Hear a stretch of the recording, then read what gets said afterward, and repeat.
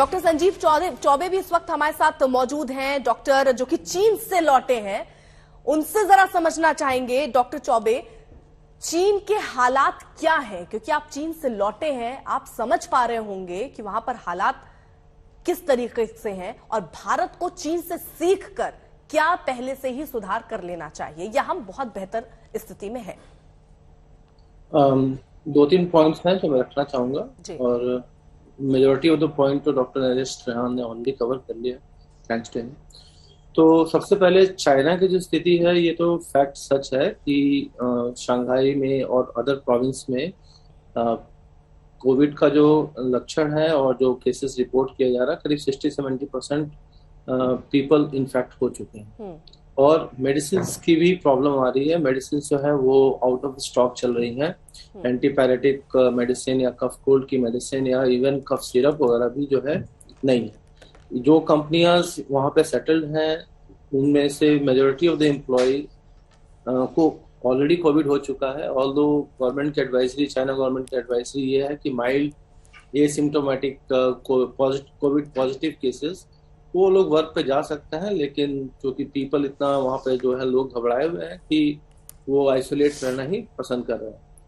और जहां तक रही बात वैक्सीनेशन की, और इसमें तो थोड़ा मेरा डिफर एंगल है, क्योंकि चाइना में जो अपनी वैक्सीन लगी थी उसकी कोई स्टडी पब्लिश हुई नहीं है, लेकिन यूएस में तो फाइजर की वैक्सीन लगी है, जापान में भी फाइजर की वैक्सीन लगी है, कोरिया में भी फाइजर की वैक्सीन लगी है, बट वहां भी केसेस, और इवन ब्राजील में भी हुई है, तो वहां पे तो काफी केसेस जो है मतलब पॉजिटिव हो रहे हैं। हाँ, ये बात सच है कि फेटेलिटी रेट और मोर्टेलिटी रेट जो है वो काफी कम है, बट संक्रमण का जो चांसेस है उसमें ज्यादा है, वो काफी लोगों को इन्फेक्ट कर सकता है।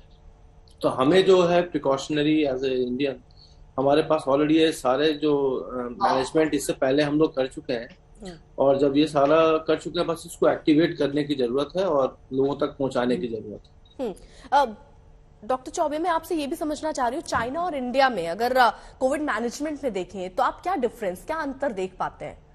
देखिए, सबसे पहले है डिसिप्लिन। तो डिसिप्लिन में ये है कि जो भी आप लोगों का मतलब जो भी नॉर्मल आदमी का परसेप्शन है चाइना को लेके, उससे मेरा कोई कमेंट नहीं है, लेकिन यस, ये मैं देखता हूँ कि डिसिप्लिन है वहाँ पे। लोगों ने 3 साल तक, और अभी भी मैंने एक आदमी को भी नहीं देखा कि वो विदाउट मास्क घूम रहा है या उसने प्रिकॉशन नहीं लिया है। हर जगह पे सैनिटाइजर रखे हुए हैं, जहाँ भी आप मॉल में जाएं, रेस्टोरेंट में जाएं, बस में जाएं, इवन सबवे में जाएं, मेट्रो में जाएं, कहीं भी जाएं, फास्ट ट्रेन में जाएं, तो हर जगह ये सैनिटाइजर और हेल्थ कोड का सिस्टम जो है इन्होंने 3 साल तक फॉलो किया है।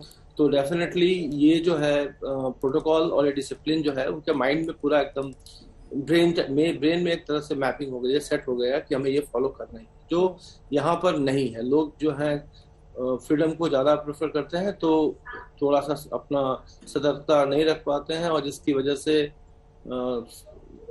चांसेस जो है हाई हो जाता है कि इन्फेक्ट होने के लिए।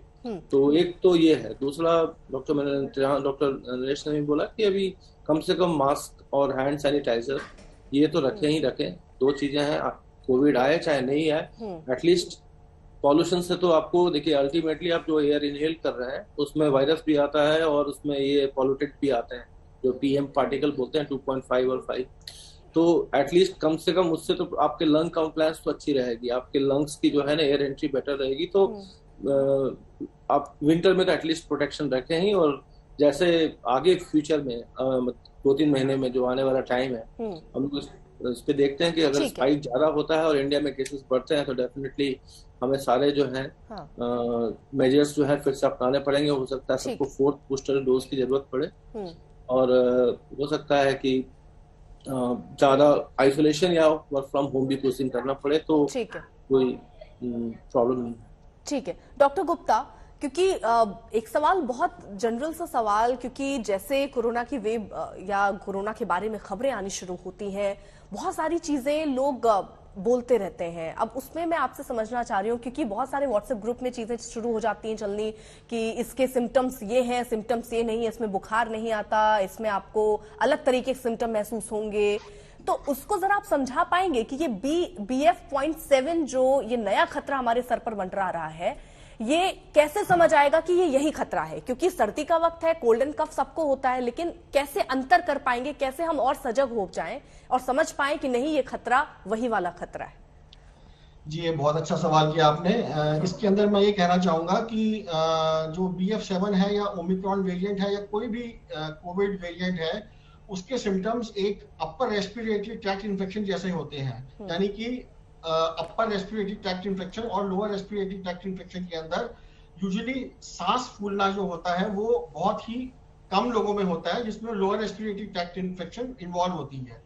तो अगर किसी को BF7 ओमिक्रॉन या कोविड की संक्रमण है, उसके जो फीचर्स होंगे वो बुखार, सर्दी, नाक बहना, नाक बंद होना, सर में दर्द होना, जॉइंट पेन होना और सांस, जहां पर सांस फूलना आए, वो एक बहुत इंपॉर्टेंट डिफरेंशिएटिंग फैक्टर है कि इस पेशेंट का हमने कोविड PCR टेस्ट करवाना है।